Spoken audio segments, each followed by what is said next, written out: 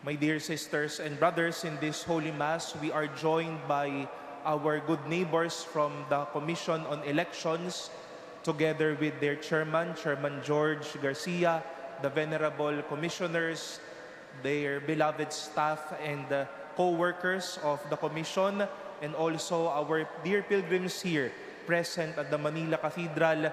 Maligayang pagdating po sa inyong simbahan at mapagpalang hapon po sa inyong lahat. We were given two different stories by Jesus from our gospel today. Jesus was around with children, presented with their presence, and also the story of the lost sheep. Both stories ended with this remark. For the experience of Jesus with the children, see that you do not despise one of these little ones.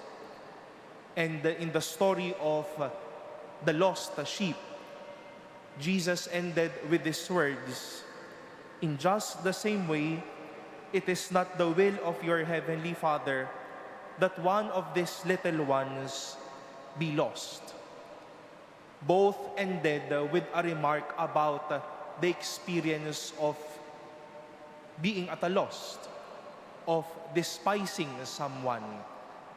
And such was the will of Jesus, that these children may not go astray, that the lost sheep may not continue his journey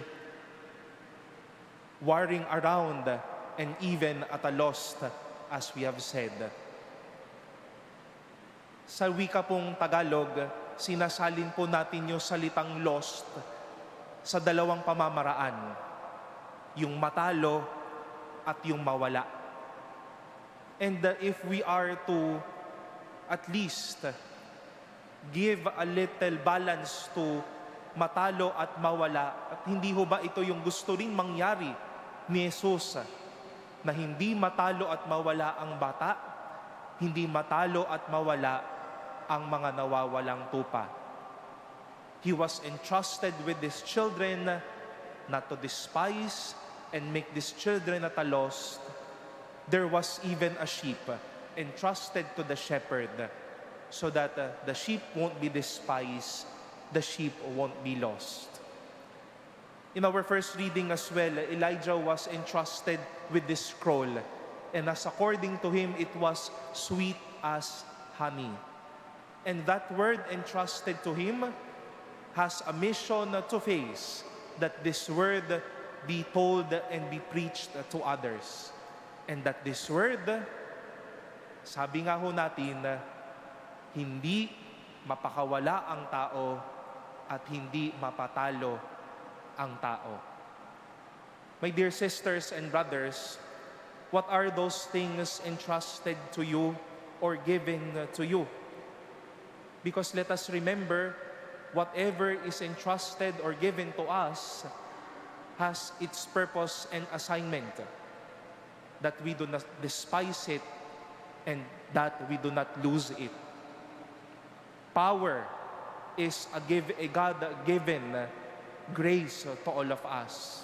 At wag natin hayaan ng kapangyarihan mapakawala at mapatalo ang isang bagay o ang isang tao.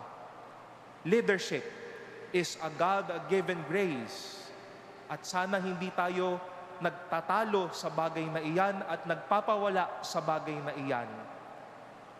People, friends, families, your peers are God-given people to you, at sana you do not despise these people, you do not make these people feel that they are at a loss.